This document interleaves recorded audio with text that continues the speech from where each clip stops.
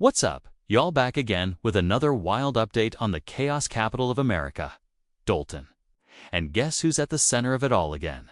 Yep, the so-called super mayor Tiffany Henyard, who apparently thinks local government is a reality show. This time, it wasn't just taxpayer fraud or power grab Snope. It was full-on WrestleMania during a township meeting. And the trigger came a niece. That boyfriend decided to throw hands in front of the public. And what does Tiffany do? She charges into the madness like she's in a street fight at a gas station. Shoes flying, wig slipping, chaos erupting. And rumor has it, she hit her head on a table mid-brawl. Witnesses were stunned, and taxpayers even more pissed off, especially knowing that wig flopped onto the floor on their dime. One of her loyal guards even got laid out and needed help off the ground. Imagine the embarrassment. Now normally, I'd feel bad for someone getting knocked over, but this guy? Nah, he's Tiffany's go-to muscle. I've dealt with him before, and trust me, dude acts like he's guarding the Oval Office. No filming. Leave now. This door? Yes, that door. Sir, you're a security guard, not the Pentagon's. Last line of defense, and don't even ask for his company name. He guards that like a state secret. I told him straight up, I'm not leaving. I have business here. That's when it escalated. He ran straight to calling police like I was a fugitive. Unauthorized presence, trespasser alert, stop recording. Meanwhile, their own cameras were rolling like it was Big Brother. Corrupt edition. And when I told him to back up out of my personal space, he didn't like that one. But he starts crowding me, spitting out robotic commands. Move to the door. You can't go that way. Exit now. Like Chili said, I'll go eventually. But he's guarding the hallway like it's Area 51. They'll remove you by force. Really? Over a camera and a few questions. That's what democracy looks like in Dolton now. A hostile takeover every time someone asks to see the receipts. Then another staffer jumps in like it's improv theater. I don't feel safe. Girl, your security guy is in my face, not the other way around. If y'all start fighting and I get hit, that's a problem. I said, nobody's fighting here, I just want to finish my business. But nope, not good enough. They needed a victim, and apparently I fit the script. Suddenly, I'm getting accused of harassment for filming while I'm the one being swarmed. We've had complaints, they say. From who? The guy trying to escort me out with chest bumps. I point.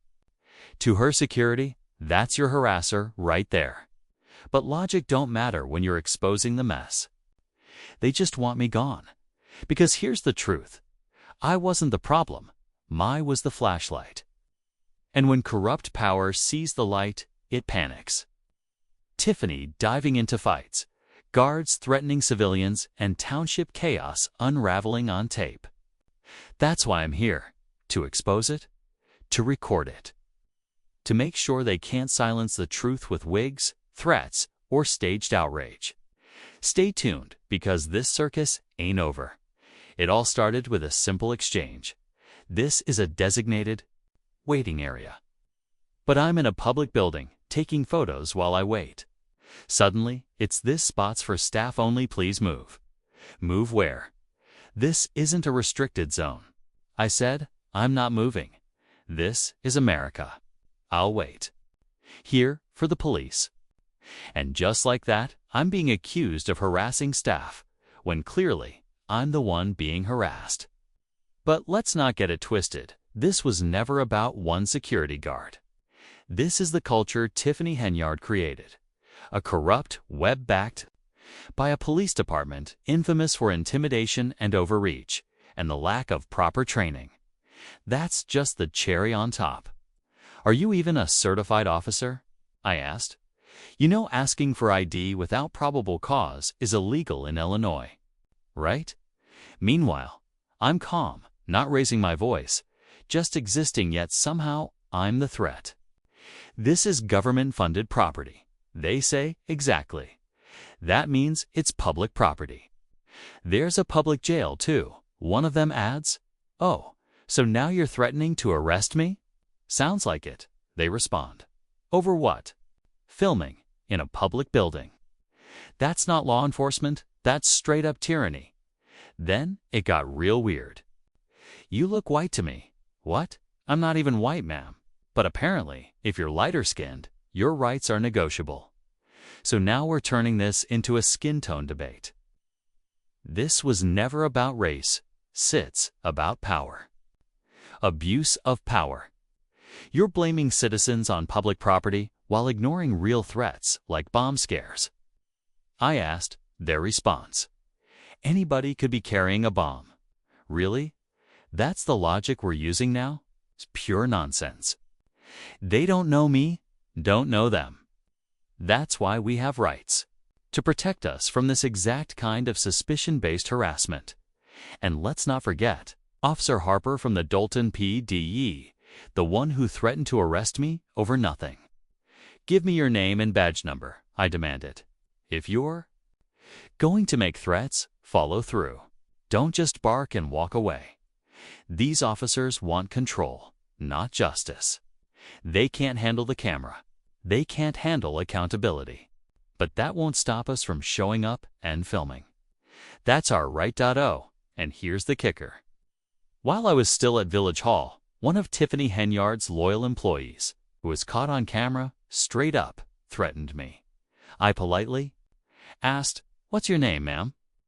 She ignored me, then blurted out, "I quit. I'm quitting this job right now." Just walked out. Said she's about to lose her job anyway, might as well quit first. Why? Because of the camera or because of what she was about to do? Moments later, Officer Harper pulls up, and I let him know that woman just quit, and it sounded like she was planning something serious.